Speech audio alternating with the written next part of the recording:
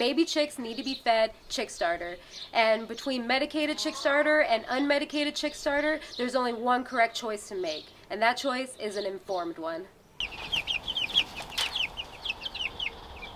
When you're looking for chick starter feed to feed your baby chicks, there will be medicated and non-medicated chick starter. Baby chicks need to be on chick starter until they're at 8 weeks of age before they go on to grower feed. But what to choose? Well, contrary to popular belief, it is not medicated with antibiotics. The medicated chick starter, it has amprolium in it, which it has a small dose of amprolium, and which is intended to prevent coccidiosis, which is probably the #1 killer of baby chicks. If your chicks do get coccidiosis and they are on the medicated chicken feed, it will not treat it. You're going to need to treat the coccidiosis with CORID.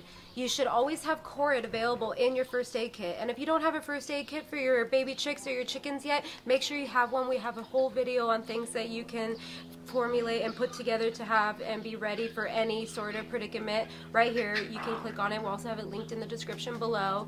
But you will need to treat the coccidiosis with CORID. Medicated chick starter will not treat it. It is only meant as a preventative. And if your baby chicks were already vaccinated for coccidiosis, then there's no need to feed medicated chick starter. Only feed medicated chick starter if they are not vaccinated. If you ask around to any of your friends or look at any message boards online, you'll see that there's people on both sides of the coin. Some people are pro-medicated chick starter, only feed that, and some people are anti. There's a huge debate. For some reason, it incites all these feelings in a lot of people. People get angry and in debates over it. I myself, I've been raising baby chicks my entire life. I grew up on a farm, I brooded thousands of chicks, and I've never fed medicated chick starter, and you know what?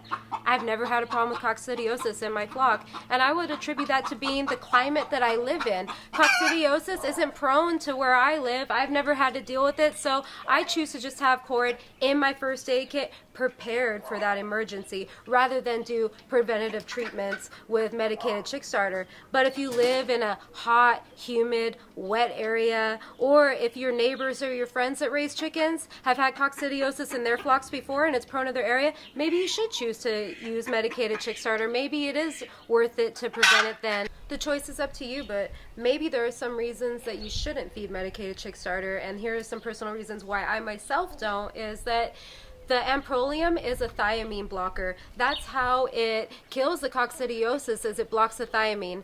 Coccidiosis needs thiamine to multiply and reproduce in the chicken's gut in order to survive. So when the amprolium blocks the thiamine, it stops that life cycle and kills off the coccidiosis. But thiamine deficiency in baby chicks is actually what causes wry neck and stargazing. So I've never had coccidiosis in my flock before, but what I have had before is I've dealt plenty with vitamin deficiency in my chicken keeping career, and it isn't fun, so I don't like to deal with that, and I would rather just have CORID in my first aid kit ready than have to deal with thiamine deficiency.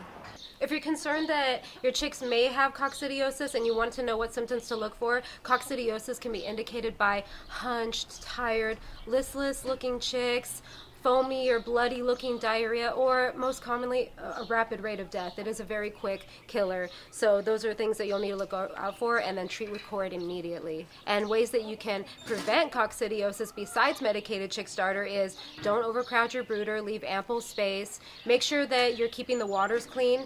We use a quail water, so there's a small rim, so the chance of them pooping in it is much smaller. And then also, we use this fenced frame over our brooder, which so the poop just falls right through and doesn't get in their feeder water, and it keeps the brooder very clean. So you're going to want to make sure that you're maintaining your brooder and observing your baby chicks often, and that will go a long way in your husbandry.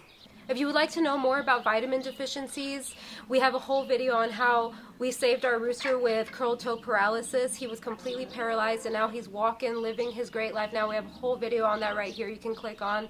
If you like this video, give us a thumbs up. Thank you so much for watching. I'll see you guys next week. Thanks.